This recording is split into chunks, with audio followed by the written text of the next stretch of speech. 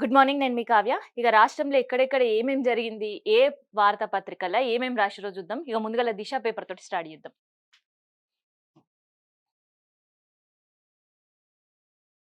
Done. కవితకు నోటీసులు. Delhi liquor scam case నిందితుల Rouse Avenue court clean chit ఇవ్వడాన్ని సీబీఐ ఢిల్లీ హైకోర్టు సవాల్ చేయగా సోమవారం న్యాయస్థానం విచారణ జరిపింది. అనంతరం జాగృతి అధ్యక్షురాలు కవితకి సీబీఐ నోటీసులు ఇచ్చింది. సో, అయిపోయింది లిక్కర్ కేసు. నాకు క్లీన్ చిట్ ఇచ్చిండ్రని కవితక్క పాపం తిరుపతికి పోయి దర్శనం చేసుకునుడు.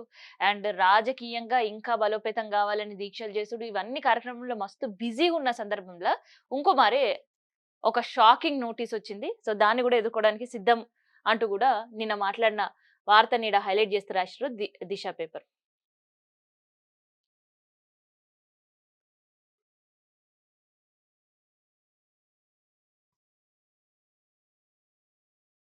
నాన్న, అన్న కొడుతున్నారు. అమ్మ నన్ను రోజు వేధిస్తుంది. జగిత్యాల కలెక్టర్‌కు ఓ బాలిక ఫిర్యాదు ఇచ్చిందంట. సో, అమ్మ, నాన్న, నాన్న లేడు. అమ్మ, అన్న ఇద్దరు గూడా నన్ను వేధిస్తుర్రు, కొడుతున్నారు అని చెప్పి ఒక కంప్లెయింట్ చేసిర్రు. దానికి సంబంధించిన వార్తని ఈడ రాసిర్రు. LPG cylinder booking LPG cylinder గురించి మాట్లాడాలి. సో, ఇప్పుడు యుద్ధ వాతావరణం. ఇజ్రాయెల్, అమెరికా కలిపి ఇరాన్ పైన యుద్ధం చేస్తుంది. సో, దానికి ప్రతిదాడులు ఇరాన్ చేస్తుంది. అందులో భాగంగా ఖతార్ పైన డ్రోన్‌ల వర్షం కురిపిస్తుంది. కానీ మెయిన్‌గా మనకి ఎల్‌పీజీ వచ్చేది ఖతర్ నుంచి. సో, ఆ ఎల్‌పీజీకి సంబంధించిన ఇష్యూస్ కేవలం 2 వారాలే. చమురుకు సంబంధించి మన దగ్గర 60 రోజులు నిలువుంది. మళ్ళీ దానికి సంబంధించి ఎటువంటి డిస్టర్బెన్స్ లేకుండా రష్యా నుంచి కొనుగోలు ఇంకా పెంచింది కేంద్రం కాబట్టి రాష్ట్రానికి ఇబ్బంది లేకుండా ఉంది. కానీ ఇక్కడ నేచురల్ రిసోర్సెస్ ఏదైతే ఉంటదో, ఎల్‌పీజీకి సంబంధించి నేచురల్ లిక్విడ్ గ్యాస్ అంటారు దాన్ని. సో, అది ఖతార్ నుంచి మనం ఆధారపడి ఉంటాం. దాంతో పాటు ఖతార్ పైన డ్రోన్స్ వర్షం కురుస్తుంది. ఇక మీకు అందరికి తెలిసిందే యుద్ధ పరిస్థితి ఎట్లుందనేది. అందులో భాగంగా ఖతార్‌కి సంబంధించిన గ్యాస్ ఇంకా మేము ఎవ్వరికీ ఈ లిక్విడ్ ఇయ్యము అంటూ కూడా ప్రకటన చేసింది. అండ్ అక్కడుండే సంస్థలు కూడా షట్ డౌన్ చేసిన పరిస్థితి. దాని ఇంపాక్ట్ మన కిచెన్‌లలో కనిపిస్తుంది. ఇగ ఎల్‌పీజీ సిలిండర్ ఇట్లా బుక్ చేయంగానే మనకు వారానికొచ్చే పరిస్థితి అసలే లేదు.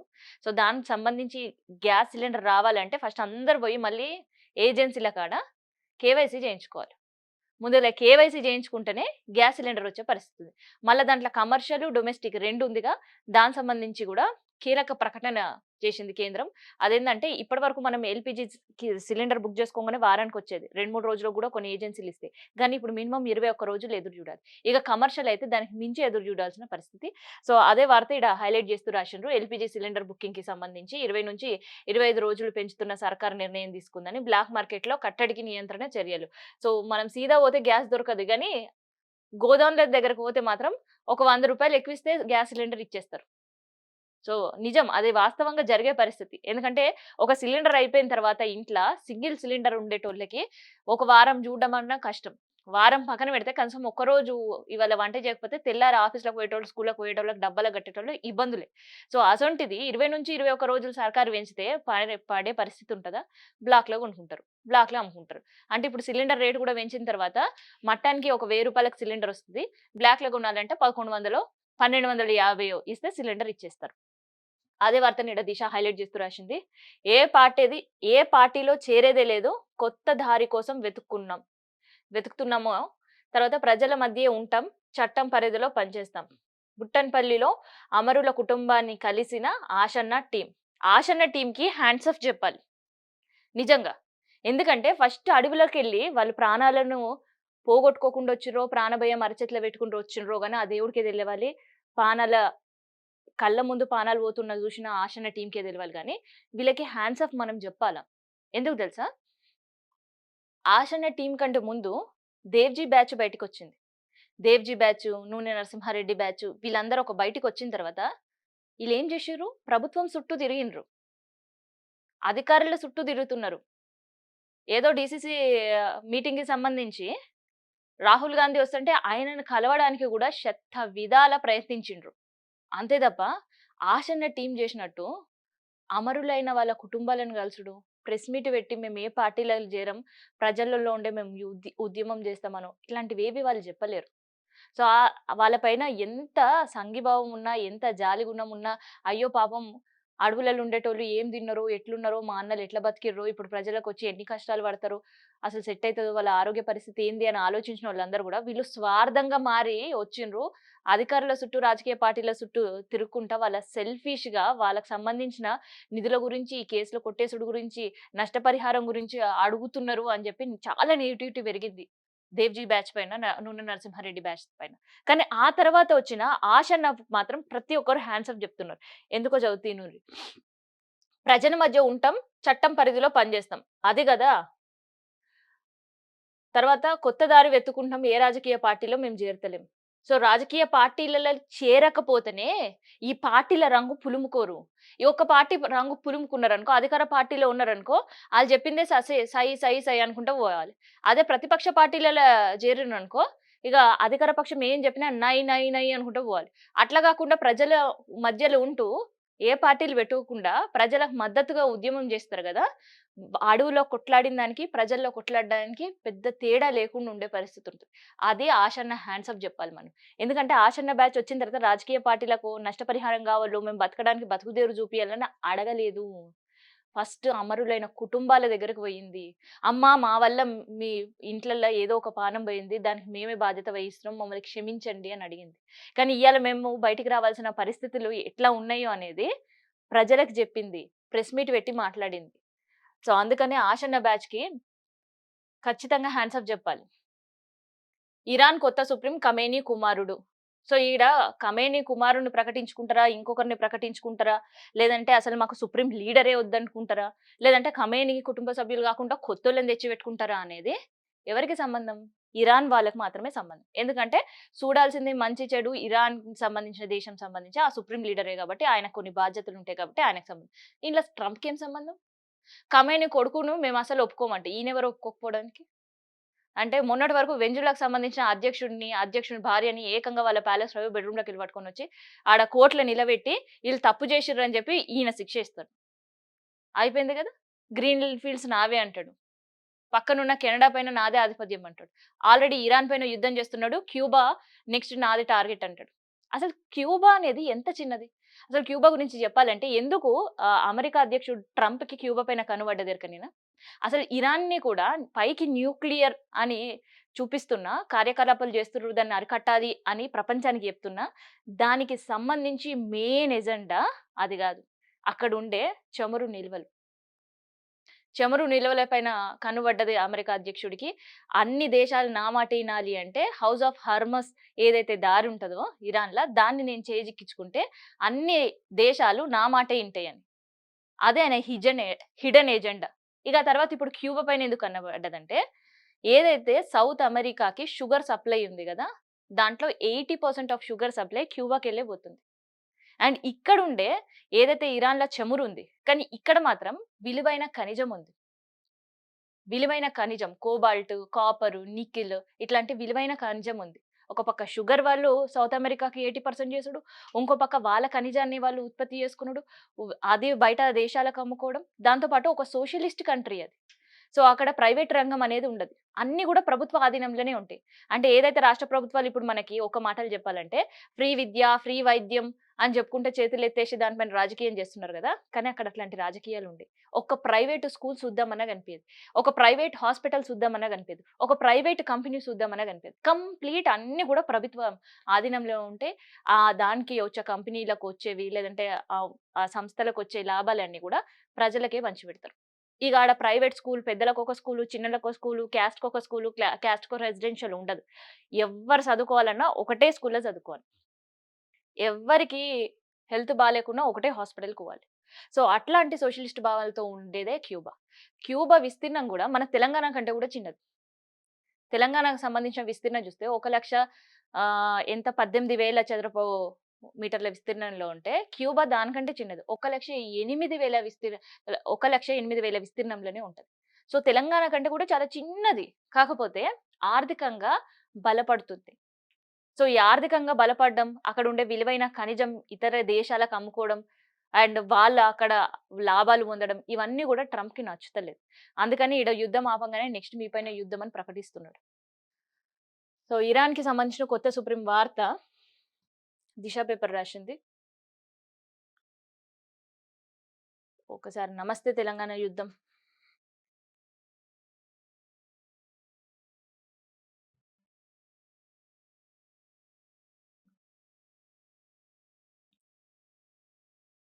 రైతు బంధు పెట్టి రాహుల్ బంధు స్టార్ట్ జేషిండు అంటూ ఇక్కడ కేటీఆర్ ఒక మీటింగ్‌లో మాట్లాడిన వ్యాఖ్యలని నేను హైలైట్ చేస్తూ రాషిర్రు. ఎందుకు హైలైట్ చేస్తూ రాషిర్రు? నిజంగా కేటీఆర్ మాట్లాడుతున్నాడు అంటే నిజమని రైతులు గూడా నమ్మే పరిస్థితి ఉంది. ఎందుకంటే ఎప్పుడో ఎన్నికల కంటే ముందు ఆల్రెడీ మేము లోన్‌లు తీసుకున్నాం. పైసలు రెడీగున్నాయి. ఎన్నికల కోడ్ ఉంది కాబట్టి రైతు బంధు మేమేస్తలేం. ఎన్నికల కోడ్ ఇట్లా అయిపోగానే టకీ మని పడతాయి పైసలన్నారు. టకీ పడలేదు. రైతు బంధు వచ్చుడు లేదు, సచ్చుడు లేదు అన్నట్టుంది రైతుల కథ. దీని మీద మళ్ళీ యూరియా కొరత. యూరియా యాపులు, మార్పులు. ఇప్పుడు నిజంగానే రైతులందరూ నమ్ముతారు. నిజంగా మా కోసం గవర్నమెంట్ పైసలు తీసుకొని పెట్టిందన్నది 9,000 కోట్లు.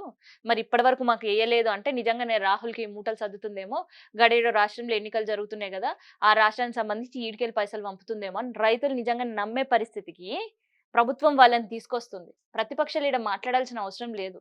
ప్రతిపక్షాలు మాట్లాడకంటే ముందే రైతులకు గూడా అన్నీ అర్థమైతున్నాయి. గాని అర్థమయ్యేదాన్ని మళ్ళీ జెప్తున్నారు ప్రతిపక్షాలు. నిజంగా అది గాదు అని ప్రభుత్వం నిరూపించాలంటే రైతు బంధు ఏసి చూపియాలి. సో, ఇక్కడ 'నమస్తే తెలంగాణ' ఆ వార్తని హైలైట్ జేషింది. ఇగో అదే ఇందాక మనం మాట్లాడుకున్నట్టే తెలంగాణ సొమ్ము కేరళ ప్రచారానికి అంటూ ప్రచారాల పైన ఇక్కడ ఉండేటోళ్ళ రాజకీయ నాయకులకు సంబంధించిన ఫోటోలు ఆడేయాల్సిన అవసరం ఏముంది? గానీ ఆ ఫోటోలు మెయిన్ పేజ్‌లో లేసి మరి ప్రచారం జేసుకుంటుర్రట.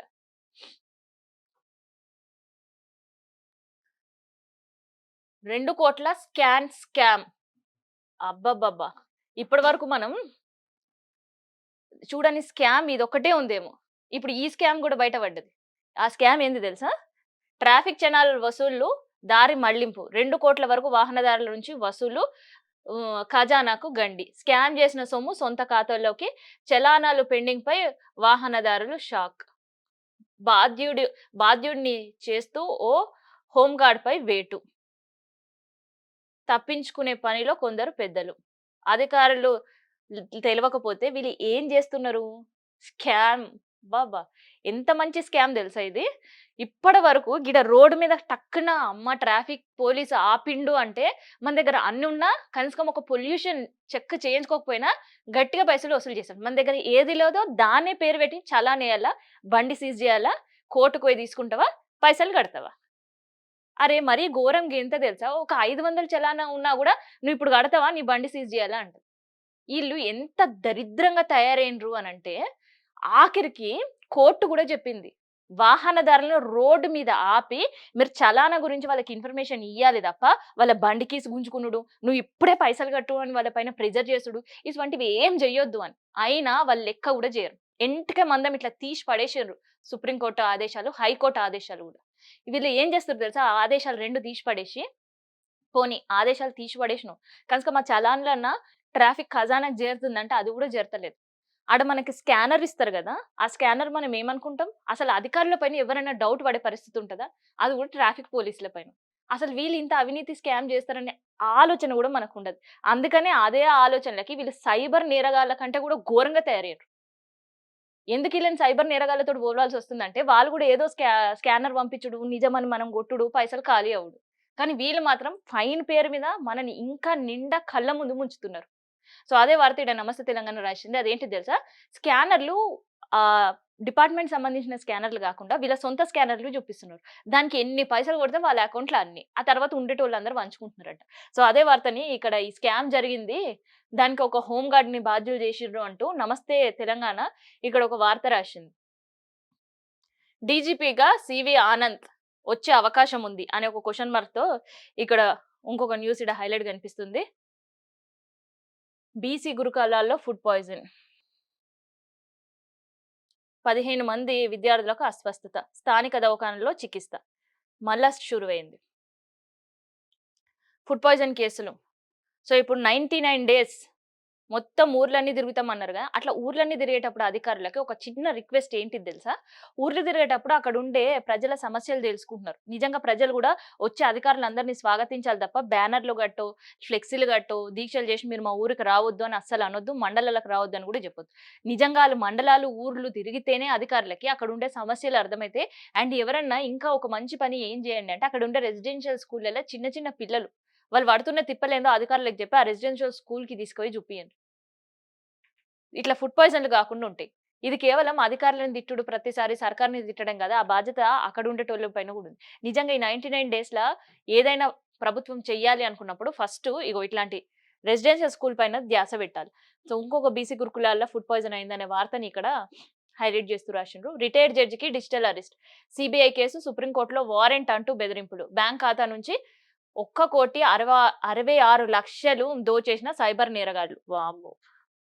ఒక సుప్రీం కోర్ట్ రిటైర్డ్ జడ్జికి సంబంధించిన ఆయననే డిజిటల్ అరెస్ట్ చేసిండ్రంటే, డిజిటల్ అరెస్ట్ పైన పూర్తి అవగాహన. డిజిటల్ అరెస్ట్ అసలు నిజమా? కాదా? అనేది సామాన్యులు మోసపోయారంటే నమ్మొచ్చు. ఎందుకంటే భయముంటది. కోర్టులన్నా, కేసులన్నా, పోలీసులన్నా భయముంటది. ఎందుకంటే ఎన్నడూ పోలీస్ స్టేషన్‌కి పోనోళ్ళు గూడా డిజిటల్ అరెస్ట్ అంటే మేమేం తప్పు జేసినాం గట్ల మమ్మల్ని డిజిటల్ అరెస్ట్ అంటున్నారు. వాళ్ళు చెప్పేదానికి భయపడి అట్నే కూర్చుంటారు. పైసలు తీసుకుంటారు. మరి రిటైర్డ్ జడ్జి కూడా భయపడిన్రు అంటే నిజంగా ఇప్పుడు అయ్యో పాపం అనే కంటే గూడా నిజంగా సార్ అప్పట్లో ఏమైనా జేషిండా? అందుకనే భయపడుతుండా? అందుకని ఇన్ని పైసలు ఇచ్చిండా? ఇట్లాంటి వార్తలు, ఇట్లాంటి మాటలు గూడా వినొస్తున్నాయి.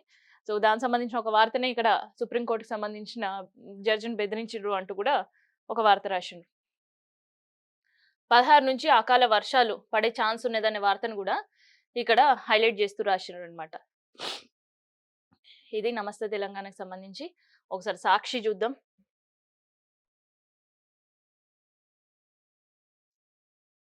చమురు నిల్వలే లక్ష్యం. ఇరాన్‌లో 30 కేంద్రాలపై ఇజ్రాయెల్ దాడులు, క్షిపణి అణు కేంద్రాలపై బాంబుల వర్షం. తీవ్ర స్థాయిలో ప్రతిచర్యలకు దిగిన ఇరాన్. గల్ఫ్ దేశాల్లో చమురు కేంద్రాలపై దాడులు. మంటల్లో యూఏఈ, ఇబ్రాహిం క్షేత్రాలు. ఖమేనీ వారసునిగా కుమారుణ్ణి ప్రకటించిండ్రు. సో, అనే వార్తలు ఇక్కడ రాసిర్రు. అయితే వీళ్ళకి సంబంధించి చమురు పైనే నేను ఇందాక చెప్పినట్టు అమెరికా కన్నేసింది చమురు పైన. పాపం ఇజ్రాయెల్ ఏమో ప్రతికాడ దాడులు, వీళ్ళిద్దరు పక్కన శత్రువులు ఉన్నారు కాబట్టి న్యూక్లియర్ మీకు సంబంధించి తయారు చేస్తున్నారు. అది గనుక వాళ్ళు తయారు చేస్తే మీ పైనే వేస్తారని ప్రొవోక్ చేసుడుతోటి ఇజ్రాయెల్ కూడా యుద్ధంలోకి దిగిన పరిస్థితి. కానీ మెయిన్ ఎజెండా టార్గెట్ మొత్తం కూడా చమురే. దానికి సంబంధించిన వార్తలు మనం చూస్తున్నాం. అయితే ఇక్కడ ఇరాన్ కూడా చాలా వ్యూహాత్మకంగా వ్యవహరిస్తుంది. వాళ్ళ కేవలం డ్రోన్ల పైనే యుద్ధం కొనసాగిస్తున్న ఆర్థికంగా అమెరికాని దెబ్బతీసే ప్రయత్నం. వీళ్ళు ఒక 30 లక్షల డ్రోన్ ఏస్తే అక్కడ లక్షల ఖర్చు చేసే మిజైల్స్ వీళ్ళపైన పడుతున్నాయి. అంటే ఇక్కడ ఆర్థికంగా అమెరికాని దెబ్బతీస్తుంది. వారం రోజులల్లా 30 కోట్ల రూపాయలు అమెరికా ఇరాన్ పైన ఖర్చు పెట్టింది. సో, అగ్రరాజ్యం అని ప్రపంచానికి చెప్పుకుంటుంటది కదా! ఒక మంచి శక్తివంతమైన ఆయుధాలు మాకున్నాయన్నారు. కానీ ఇరాన్ లాంటి ఒక చిన్న దేశం పైన యుద్ధాన్ని ఏస్తుంది ఇన్ని రోజులు. ఆర్థికంగా ఇంత దిగజారిపోతుంది అమెరికా అనేది ప్రపంచమంతా కూడా చూస్తుంది. అట్లాంటి పరిస్థితి ఆడ కనిపిస్తుంది. డ్రోన్‌లు వీళ్ళేసేదానికి వాళ్ళు మిజైల్‌తోటి సమాధానం చెప్తారు. ఒక పక్క ఇరాన్ అవలంబిస్తున్న యుద్ధ వ్యూహం ఏందంటే ఆర్థికంగా దెబ్బతీయాలి. అండ్ అమెరికా ఏదైతే టెక్నాలజీని ఉపయోగించుకుంటూ టెక్నాలజీని ఉపయోగించుకుంటూ ఎట్లయితే ఇరాన్ పైన చాలా ఖచ్చితంగా సూటి గురి చూసి ఏసి ఎట్లయితే దెబ్బతీస్తుందో మిలిటెంట్ క్యాంప్‌లను, సేమ్ అదే వ్యూహంలో వాటి డాటా బేస్‌ల పైన మాత్రమే టార్గెట్ చేస్తుంది. అంటే అమెరికాకి సంబంధించిన టెక్నాలజీని, డాటా బేస్‌ని నాశనం చేయాలి అనేది ఇక్కడ ఇరాన్‌కి సంబంధించిన ఒక యుద్ధ వ్యూహం.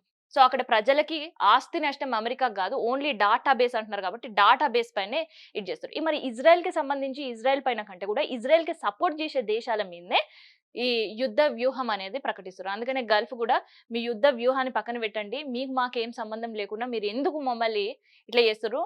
అసలు మీరు చేయడం కరెక్ట్ గాదు. మేము గూడా ప్రతీకార చర్యలకు పూనుతామని చెప్పి కూడా బెదిరించినా గూడా ఇజ్రాయిల్ పైన మిత్ర దేశాలు ఇజ్రాయెల్‌కున్న వాటిని టార్గెట్ చేస్తూ ముందుకు పోతుంది ఇరాన్. పోలీసింగ్ మారాలి. నిన్న పోలీస్ సంబంధించిన ఒక మీటింగ్‌లోకెళ్ళిండ్రు. పోలీసింగ్ మారాలి అంటూ గూడా ముఖ్యమంత్రి చెప్పిన వార్తని మొన్నటి వరకు కలెక్టర్‌లకి జెప్పిండ్రు. మీకు సంబంధించిన ప్రోగ్రెస్ కార్డ్ నా చేతిలుంది. మీరు మారకపోతే లూప్ లైన్‌లేస్తా అని. అట్లనే ఇప్పుడు పోలీసులు గూడా మారాలి. భవిష్యత్ సవాళ్ళని తగ్గట్టుగా మార్చుకోవాలి. మీరు మారాలి. ఎందుకంటే ప్రజలకు ఏ సమస్య వచ్చినా పోలీస్ వైపే చూస్తది అని. నిజంగా పోలీసులు మారాలి. మొన్న రీసెంట్‌గా ఒక మ్యాచ్ అయింది. మ్యాచ్ జరిగినప్పుడు రోడ్ మీదొచ్చి చూస్తున్నారు. ఆ తర్వాత అక్కడ ఒక సెలబ్రేషన్ స్టార్ట్ జేషిర్రు. ఆ సెలబ్రేషన్స్ కాస్త దారిన బోయేటోళ్ళని విసిగిచ్చే పరిస్థితికొస్తే అప్పుడు లాఠీ చార్జ్ చేషిర్రు. జనాలు గుమ్మిగూడేటప్పుడు పోలీసులు గూడా మ్యాచ్ జూసుట్ల బిజీ ఉన్నారేమో నాకైతే తెలవదు గానీ, ఆ తర్వాత సెక్రటరేట్ ముందు పిచ్చి కొట్టుడు కొట్టిండ్రు. ఆ కొట్టుడు కొడితే ఎట్లుంది తెలుసా? ఎవరైనా నిరసన కార్యక్రమం వోళ్ళు ర్యాలీలో చేస్తే వాళ్ళ పైన పోలీసులు ఆపే ప్రయత్నం చేస్తారు గదా! అగో అట్లాంటి వీడియోస్ అన్ని గూడా సోషల్ మీడియాలో ఇట్లా చక్కర్లు కొడుతున్నాయి. మేబీ సీఎం సార్ అది గూడా జూషిండ్రేమో అందుకని మీ ప్రవర్తన మార్చుకోవాలి అంటూ గూడా వాళ్ళకి హితవు పలికిర్రు. అదే వార్తను ఆడ హైలైట్ చేస్తూ రాసిందనమాట సాక్షి పేపర్. వంట నూనెల సలసల, పప్పు దినుసులు, నూనె గింజల ధరలు కూడా కృత్రిమ కొరత సృష్టిస్తున్న వ్యాపారులు సామాన్యుడి ఇంటికి పశ్చిమాసియా యుద్ధ సెగలు. ఇది ఎంత దారుణం అంటే వంట నూనెలు కరెక్టే. వంట నూనెలు ఖతార్ పైన మనం ఆధారపడ్డాం గాబట్టి, సో, అక్కడ ఇబ్బంది ఎదుర్కొంది. అండ్ అక్కడుండే పరిస్థితుల వల్ల చాలా కంపెనీస్ షెడ్ అయినాయి. నూనెలు వాస్తవం పెరుగుతున్నాయి. కానీ ఈళ్ళు మరీ ఘోరం ఏంటి తెలుసా? ఉప్పుల రేట్లు, కారం రేట్లు, పసుపు రేట్లు, గుడ్లు రేట్లు, ఇగ ఏవైతే నిత్యావసర వస్తువులు అన్నీ ఉంటాయో వాటన్ని రేట్లు కూసోని, "ఏమైంది సార్ ఎందుకు పెంచిర్రు?" అని ఎవరైనా అడిగిరనుకో, "ఏం సేటు ఎందుకు పెంచినావు?" అంటే ఒకటే మాట. ఆడ యుద్ధం జరుగుతుంది. రేట్లు పెరిగినాయి. హోల్‌సేల్ మార్కెట్‌ల. ఆడికెళ్ళి ఈడికి నేను తెచ్చుకునే వరకు రేట్ పెరిగింది. అందుకని మీకు గూడా నేను రేట్ పెంచిస్తున్నామని. అసలు సంబంధం లేని వస్తువుల పైన గూడా కృత్రిమంగా అసలు షార్టేజ్ లేనిది షార్టేజ్ క్రియేట్ జేసి 10 నూనె ప్యాకెట్‌లేసి ఇగో నా దగ్గర డబ్బాలో 5 ఉన్నాయి. మీకు గావాలంటే తీసుకోండి. లేకపోతే రేట్ అయితే ఇదే ఫిక్స్ అని జెప్పేసి పెంచిన దానికి ఇంకో రూ. 10 పెంచి మరీ అమ్మే పరిస్థితి. నిజంగా ఇయాల రేట్లు విపరీతంగా ఈళ్ళు పెంచుకుంటున్నారు. ఈ మాట వినాలి. ఏంటిది దెలుసా? కేవలం అక్కడి నుంచి మనం తీసుకునే వస్తువుల రేట్లు కృత్రిమంగా మాత్రమే సృష్టించరు. నిజానికి కేంద్రం ప్రకటించిన రేట్లు ఖాళీ నూనెల మీద. వంట నూనెలొకటి, ఎల్‌పీజీ గ్యాస్ సిలిండర్ ఈ 2 మాత్రమే రేట్లు పెరిగింది. చమురుకు సంబంధించి అంటే పెట్రోల్ సంబంధించిన రేటు పెరగలేదు. దానికి సంబంధించిన నిల్వలు మన కాడున్నాయి. అది కొరత ఏర్పడకుండా ఆల్రెడీ అమెరికా చెప్పిందిగా 30 రోజులు మీరు తీసుకుపోండి రష్యా కాడికెళ్ళని. అసలు అలా చెప్పిన తర్వాత గూడా ఇంకా చమురుకు సంబంధించింది మనం ఇంపోర్ట్ చేసుకుంటూనే ఉంటున్నాం. సో, దానివల్ల అస్సలే ఇబ్బంది లేదు. కానీ ఇక్కడ దేని రేట్లు పెరుగుతున్నాయి? ఓన్లీ పప్పుల రేట్లు, నూనెల రేట్లు మాత్రం పెరుగుతున్నాయి. బియ్యం రేట్ ఇంకా తగ్గే అవకాశం ఉంది. ఇక గుడ్ల రేట్ ఇంకొక వారం అయితే పురాగా పడిపోతది. ఎందుకు తెలుసా? అటు తమిళనాడు నుంచి, ఏపీ నుంచి, తెలంగాణ నుంచి ప్రతిరోజు 1,000,000 గుడ్లు, 1,000,000 గుడ్డు ఏదైతే ఇప్పుడు యుద్ధం జరుగుతున్న దేశాలకి పోతాయి ఇక్కడి నుంచి. కానీ అక్కడ airport close, see port close ఇవన్నీ క్లోజ్ అవ్వుడుతోటి హార్మోస్ దీవి క్లోజు ఇవన్నీ క్లోజ్ అవ్వడంతోటి అవన్నీ అక్కడనే ఆగిపోయినాయి. ఆక్వా రైతులు మస్తు నష్టపోతున్నారు. ఇగ అనంతపూర్ అరటిపండు మస్తు గిరాకీ ఉంటది విదేశాల్లో. సో, ప్రతిరోజు రూ. 200,00,00,000 నష్టాన్ని వాళ్ళు జూస్తున్నారు. సో, ఇట్లా వస్తువులన్నీ బయటికి పోకుండా ఇక్కడ ఆగిపోతే ఏపీ నుంచి తెలంగాణకొస్తాయి. చుట్టుపక్కుండే రాష్ట్రాల్లో వాళ్ళు అమ్ముకుంటారు. సో, రేట్లు తగ్గాలి. గానీ రేట్లు పెరిగే పరిస్థితి లేదు. కృత్రిమంగా మాత్రమే. అంటే కృత్రిమంగా అని చెప్పే కంటే గూడా వీళ్ళు నాటకాలేసి కావాలని ఇది లేదు, అది లేదు, ఇదొస్తది, అదొస్తది అని చెప్పి రేట్లు పెంచి అమ్ముతున్నారు. అట్లా రేట్లు పెంచి అమ్మితే 2 చెంపలు వాయగొట్టాలి. అంత కోపమొస్తుంది మిడిల్ క్లాస్ వాళ్ళకి. ఎందుకంటే ఇప్పుడంతా నెల స్టార్ట్ అయింది గాబట్టి రేట్లు పెంచుతుంటే బడ్జెట్ పెరిగిపోతదని ఒక భయంలో ఉన్నారు. సండే ఒకలా, మండే ఒకలా ఉష్ణోగ్రతలు పెరిగినాయనే వార్తని ఇక్కడ హైలైట్ జేషిండ్రు. రైతుల సొమ్ము రాహుల్ బంధు అంటూ గూడా కేటీఆర్ నిన్న మాట్లాడినది గూడా ఇక్కడ సాక్షి పేపర్ హైలైట్ జేస్తూ రాసిండ్రు. హైడ్రా ఏర్పాటు దురుద్దేశం లేవు అను ముఖ్యమంత్రి నిన్న కుకట్పల్లిలో సున్నం చెరువు రీఓపెనింగ్‌కెళ్ళిన పరిస్థితిలా చెప్పిండ్రు. నిజంగానే హైడ్రా వల్ల బాధ లేదు. అండ్ మూసీ పరివాహక ప్రాంతంలో వాళ్ళు కట్టుకునే ఇల్లు ప్రైవేట్ ల్యాండ్ ఏదైతే ఉంది గదా! పార్క్ రిడ్జ్ అపార్ట్‌మెంట్‌కి సంబంధించి వీళ్ళకిది జీరో వాల్యూ అట. సరే జీరో వాల్యూ అయితే మన గవర్నమెంట్ దృష్టిలో జీరో వాల్యూ. కానీ సామాన్యులు ఎవరైతే మిడిల్ క్లాస్ వాళ్ళు ఇంకా ఇయ్యాలటికి ఈఎంఐలు ఈ నెలకి ఈఎంఐలు కట్టుకొని వాళ్ళు కట్టుకుంటున్నారు గదా! 1,200 ఎస్ఎఫ్టీయే గావచ్చు. కానీ వాళ్ళకి ఇంద్రభవనం కంటే ఎక్కువ. 1,200 ఎస్ఎఫ్టీ అయ్యుండొచ్చు. కానీ కష్టపడి సొమ్ముతోటి కట్టుకున్న ఇల్లు గాబట్టి అది మీరుంటుండే సీఎం ఇల్లు కంటే గూడా, ప్రజాభవన్ కంటే గూడా ఎక్కువ వాల్యూ జేసేది. ఎందుకంటే అన్ని ఎమోషన్స్ వాళ్ళకి, అన్ని అటాచ్‌మెంట్స్ వాళ్ళకి. ఆ ఇల్లు కొనేటప్పుడు వాళ్ళు ఎన్ని అప్పులు జేసిర్రో ఆళ్ళకి తెలుసు. ఏం తిన్నారో, ఏం తినలేరో ఆళ్ళ కడుపుకు తెలుసు. ఆళ్ళ కుటుంబ సభ్యులకు తెలుసు గాబట్టి చాలా వాల్యూ తోటున్నది.